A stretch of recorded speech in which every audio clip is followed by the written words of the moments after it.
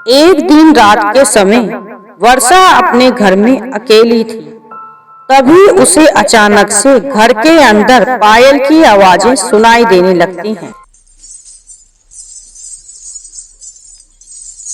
काफी रात हो चुकी थी। Hello friend, Ram Ram, Radhe Radhe. Welcome back to my channel welcome Krishna BM में आप लोगों का बहुत बहुत स्वागत है। तो फ्रेंड, मैं बबली मिश्रा फिर हाजिर हूँ लेकर आपके सामने एक प्यारी सी स्टोरी। मगर स्टोरी शुरू करने से पहले आप लोगों से एक प्रार्थना है कि वीडियो को लाइक एंड चैनल को सब्सक्राइब करना बिल्कुल भी मत भूलना। और आपका ज्यादा समय ना लेते हुए चलिए स्टार्ट कर लेते हैं आज की अपनी स्टोरी। वर्षा अपने घर में अकेली ही रहा करती थी। 2 साल पहले कार दुर्घटना से उसके माता पिता की मौत हो गई थी। एक दिन रात के समय वर्षा अपने घर में अकेली थी। तभी उसे अचानक से घर के अंदर पायल की आवाजें सुनाई देने लगती हैं। काफी रात हो चुकी थी। वर्षा को बहुत डर लग रहा था, इसलिए वो सोचती है कि क्यों ना दीदी के पास फोन मिलाया जाए। तभी वो अपनी बड़ी बहन श्वेता के पास फोन मिलाती है। हेलो हेलो दीदी, मैं वर्षा बोल रही हूँ। वर्षा? हाँ बोलो वर्षा, इतनी रात को कैसे फोन किया? दीदी, मुझे घर में ऐसा लग रहा है जैसे किसी के पैरों की आवाजें आ रही हैं। वर्षा, ऐसा कैसे हो सकता है? देखो तुम डरो नहीं, तुम्हें कोई वहम हुआ होगा। नहीं दीदी, ये मेरा वहम नहीं है, ये आवाजें लगातार आ रही हैं। आप मेरे पास आ जाओ, मुझे बहुत डर लग रहा है। उसके बाद वर्षा फोन रख देती है। लगता है मुझे वर्षा से मिलने जाना ही पड़ेगा। पता नहीं क्या बात है, इतना क्यों घबराई हुई थी वो। मुझे जाना ही होगा उससे मिलने।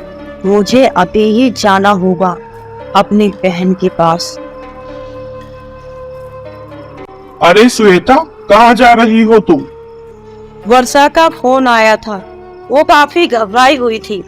मैं उसी से मिलने जा रही हूँ। पता नहीं क्या बात है, क्यों डरी हुई थी वो इतना। मैं भी तुम्हारे साथ आता हूँ। अब तुम्हें अकेले जाने की कोई आवश्यकता नहीं है। मेरे पास अभी पुलिस वालों का फोन आया था। वो कह रहे थे कि तुम्हारी ससुराल में किसी की हत्या हुई है। वो कोई लड़की है। श्वेता जैसे ही ये सुनती है, उसके तो जैसे होश ही उड़ जाते हैं और उसे चक्कर आने लगते हैं। ये क्या कह रहे हो तुम? होश में तो हो ना? कुछ भी बोले जा रहे हो। मैं तुमसे कुछ गलत नहीं कह रहा श्वेता। जो मुझसे पुलिस वालों ने कहा वही मैंने तुमसे कहा है। मैं तो बस इतना कहना चाहता हूँ कि तुम वहाँ अकेले मत जाओ। मैं भी तुम्हारे साथ चलूंगा। इसके बाद श्वेता वहाँ से चल देती है और अपनी बहन के पास पहुँच जाती है।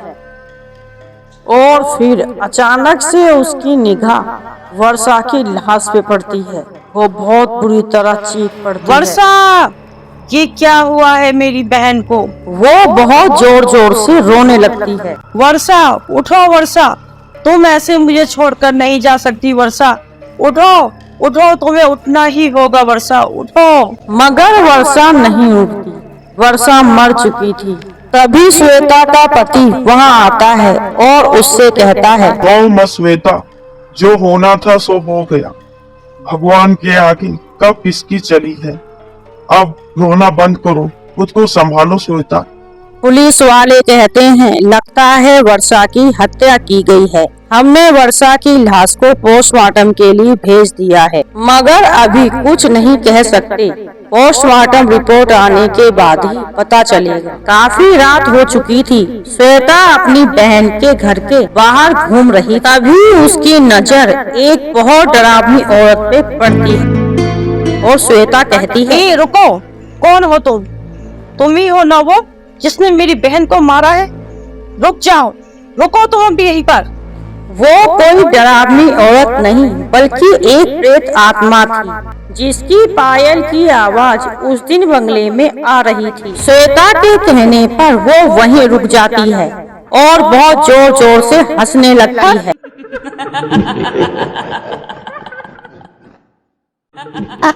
श्वेता उसे देखती है और कहती है, तू ही है ना वो दुष्प्रेत आत्मा जिसने मेरी मासूम बहन को मार दिया।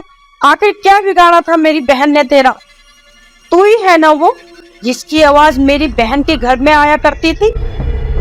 क्यों मारा तूने मेरी बहन को? बोल दुष्प्रेत आत्मा, क्यों मारा तूने? क्या बिगाड़ा था आखिर मेरी बहन ने तेरा? श्वेता उस प्रेत आत्मा से बिल्कुल नहीं डर रही थी। क्या बिगाड़ा था आखिर मेरी बहन ने तेरा? कौन? वो प्रेत आत्मा श्वेता से बात करती है और श्वेता को बताती है कि हाँ, ये बात सच है कि उस दिन मेरी पायलों की आवाज ही बंगले में आ रही थी, जिसकी जिक्र तुझसे वर्षा ने किया था। मगर मैं इस बंगले में आते नहीं बल्कि वर्षों से रह रही हूँ, मगर मैंने कभी किसी को भी नुकसान नहीं पहुँचाया और ना ही तुम्हारी बहन को मैंने कोई नुकसान पहुँचाया है। तुम्हारी बहन को मैंने नहीं मारा। झूठ बोल रही है तू। तूने ही मारा है मेरी बहन को। तूने उसका गला घोट दिया और इतनी बेरहमी से तूने मेरी बहन को मार दिया।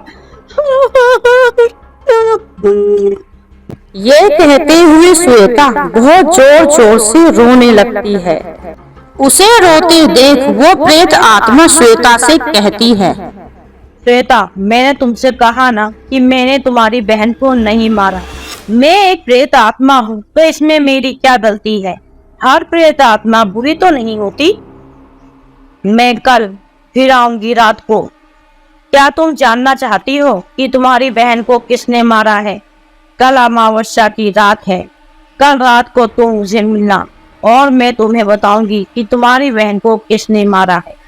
ये कहते हुए वह प्रेत आत्मा वहाँ से हंसते हुए चली जाती है।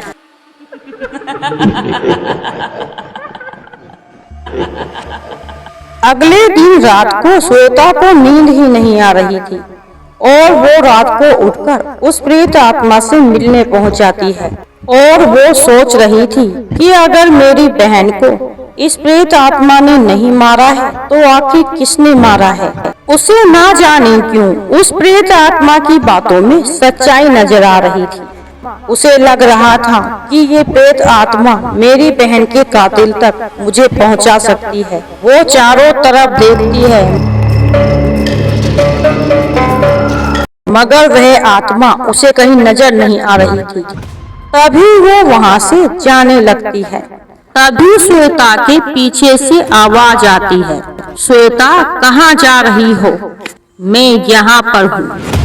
तभी श्वेता चौंक कर पीछे देखती है और उसके पीछे वह प्रेत आत्मा खड़ी थी। श्वेता, लगता है तुम मुझे ढूंढ रही हो। मैं यहाँ पर हूँ तुम्हारे पीछे। श्वेता चौंक कर पीछे देखती है। श्वेता, मुझे पता है कि तुम यहाँ ये जानने आई हो कि तुम्हारी बहन को किसने मारा है, मगर जिस शख्स का नाम मैं तुम्हारे सामने लेने जा रही हूँ, तुम यकीन भी नहीं कर सकती कि तुम्हारी बहन को ये शख्स मार सकता है। तुम अपना दिल थाम लो, क्योंकि जिस शख्स का नाम मैं आज लेने जा रही हूँ तुम यकीन ही नहीं करोगी। मगर तुम्हें यकीन करना ही होगा, क्योंकि जो मैं कह रही हूँ ये ही सच है। श्वेता, तुम्हारी बहन को इतनी दर्दनाक मौत देने वाला कोई और नहीं बल्कि तुम्हारा अपना ही पति है। क्या? ये क्या कह रही हो तुम? हाँ श्वेता, ये ही सच है। तुम यकीन करो या ना करो, तुम्हारी बहन को तुम्हारे पति ने ही मारा है। पागल प्रेत आत्मा, शर्म नहीं आती तुझे अपना इल्जाम मेरे पति पे लगाते हुए?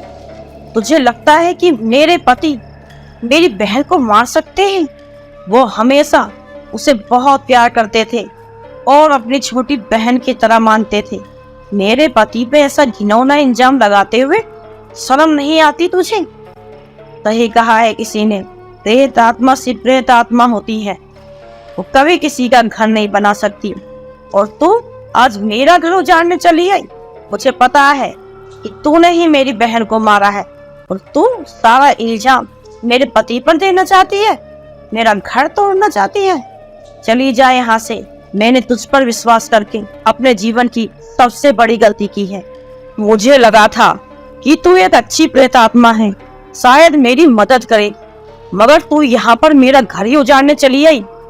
शर्म आनी चाहिए तुझे। अपना इल्जाम मेरे पति पर दे रही है। जा यहाँ से, इसी वक्त चली जा, वरना ना जाने में क्या करूंगी। मेरी बात पर यकीन करो या ना करो, मगर ये ही सच है। एक दिन तुम्हें इस सच्चाई का जरूर पता चल जाएगा। ये कहते हुए वह प्रेत आत्मा वहां से चली जाती है। लगता है मेरी बहन की मौत ने मुझे पागल ही कर दिया है, जो अपनी बहन की मौत का राज जानने इस प्रेत आत्मा से चली आई। हे भगवान, मैं क्या करूं? आखिर अब कैसे पता करूं कि मेरी बहन को किसने मारा है? हे प्रभु, मेरी मदद कीजिए, मेरी मदद कीजिए। श्वेता अपनी बहन के बंगले के बाहर ही खड़ी थी। तभी अचानक से वहां उसका पति आ जाता है। अरे श्वेता, इतनी रात गई, यहाँ क्या कर रही हो बंगले के बाहर? देखो श्वेता, मुझे पता है कि तुम बहुत टेंशन में हो। जितना प्यार तुम वर्षा से करती थी, मैं भी उससे बहुत प्यार करता था। मेरी छोटी बहन की तरह थी वो। श्वेता, मगर तुम चिंता मत करो, मैं हूं ना तुम्हारे साथ। मैं सब कुछ सही कर दूंगा। अब तुम अंदर जाओ, जाओ और जाके आराम करो। जाओ श्वेता, क्या तुम मेरा इतना सा भी कहना नहीं मानोगी? मैं हूं ना, मैं सब सही कर दूंगा। कहा ना मैंने, मुझ पर विश्वास करो श्वेता। क्या तुम्हें मुझ पर विश्वास नहीं हुआ? ये क्या कह रहे हो आप? मैं आप पर विश्वास नहीं करूंगी तो किस पर विश्वास करूंगी? अब मेरा तुम्हारे सिवा है ही कौन? वर्षा भी मुझे छोड़कर चली गई। अब इस दुनिया में मेरे तुम ही बचे हो। तुम मुझे छोड़कर कहीं मत जाना, हमेशा मेरे साथ रहना। रहोगे ना? ये भी कोई कहने की बात है? मैं तुम्हें छोड़कर कहीं नहीं जाऊंगा, हमेशा तुम्हारे साथ रहूंगा। अब तुम अंदर जाओ और जाके आराम करो, प्लीज जाओ। वर्षा अपने पति का कहना मानकर घर के अंदर आ जाती है। श्वेता सोचती है कि बहुत थकान लग रही है मुझे। 2 कप कॉफी बना लेती हूँ, एक उनके लिए और एक अपने लिए। कॉफी बना लूं, फिर उन्हें भी अंदर बुलाकर ले आऊंगी। श्वेता कॉफी बनाने के लिए किचन के अंदर आ जाती है। कॉफी तो बन चुकी है, चलो उनको अंदर बुलाकर ले आती हूँ कॉफी के लिए। फिर दोनों एक साथ बैठकर कॉफी पियेंगे। श्वेता कॉफी पीने के लिए अपने पति को बाहर से अंदर लेने आती है, तो वो देखती है कि उसका पति किसी से बात कर रहा है। वो कोई औरत थी और उसने काले कलर का दुपट्टा अपने सर पर ओढ़ रखा था। वो अपने पति के नजदीक जाकर छुपकर अपने पति की बातें सुनने लगती है। तो वो सुनती है कि उसका पति इस औरत से अकेले में बातें कर रहा था और कह रहा था कि पागल हो गई हो क्या? इतने रात गए तुम यहाँ पर क्या कर रही हो? अगर तुम्हें यहाँ किसी ने देख लिया तो लेने के देने पड़ जाएंगे। मैं कल आ रहा था ना तुमसे मिलने, तुम्हें इतनी जल्दी भी क्या थी मुझसे मिलने की? तुम सारे करे कराए पे पानी फेरोगी और कुछ नहीं। क्या जरूरत थी तुम्हें यहाँ आने की, बोलो? 3 दिन हो गए, मैंने तुम्हें देखा ही नहीं था। बड़ा मन हो रहा था तुम्हें देखने का, बस मुझसे रुका नहीं गया और मैं तुम्हें देखने यहाँ चली आई। आखिर मैं तुमसे इतना प्यार जो करती हूँ, क्या तुम नहीं करते मुझसे? ये भी कोई कहने की बात है? मैं भी तुमसे बहुत प्यार करता हूँ, तभी तो मैं ये सब कुछ कर रहा हूँ। तभी तो मैंने श्वेता को धोखा भी दिया है, सिर्फ तुम्हारे लिए और अपने प्यार के लिए। अब काम होने ही वाला है, तो तुम उस पे पानी मत फेरो, थोड़ा सा सब्र करो। फिर हम दोनों सारी प्रॉपर्टी बेचकर विदेश चले जाएंगे और वहीं पर रहेंगे। और ये श्वेता सड़ेगी अकेली यहीं पे। बहुत ज्यादा बोलती है, इसे मैं कैसे झेल रहा हूँ मैं ही जानता हूँ। मैं खुद सोच रहा हूँ कि कब जल्दी से हम दोनों एक हो जाएंगे और हम दोनों यहाँ से विदेश चले जाएंगे। तुम चिंता मत करो, बस काम होने ही वाला है। अगर ये श्वेता मानती है तो ठीक है, वरना मैं इसे भी ठिकाने लगा दूंगा, जैसे मैंने इसकी बहन वर्षा को लगाया था। समझी? अब तुम यहाँ से जाओ और चिंता मत करो, बस थोड़ा सा सब्र करो। मैं कल सुबह मिलता हूँ तुमसे आके, ठीक है? ठीक है, मगर कल आना जरूर। I miss you. मैं भी तुम्हें बहुत मिस करता हूँ, मगर अभी यहाँ से जाओ फटाफट। और वो लड़की वहाँ से चली जाती है और श्वेता उस लड़की की और अपने पति की सारी बातें सुन रही थी। जैसे ही वो ये सब कुछ सुनती है, मानो उसके पैरों तले से जमीन ही खिसक जाती है। उसे तो मानो अपने कानों पर यकीन ही नहीं हो रहा था। वो जैसे ही पीछे मुड़ता है तो वो अपने पीछे श्वेता को खड़ा देखता है। अरे श्वेता, तुम यहाँ कब आई? कब से खड़ी हो यहाँ पे? मैंने तुमसे आराम करने के लिए कहा था ना श्वेता, तुम अभी तक सोई नहीं। अभी तक तो मैं सोई रही थी, अभी तो मैं जागी हूँ। अब आई है तुम्हारी हकीकत मेरे सामने। मैं तुम्हें क्या समझती थी और तुम क्या निकले। कितने बड़े धोखेबाज, तुम मुझे धोखा दे रहे थे आज तक।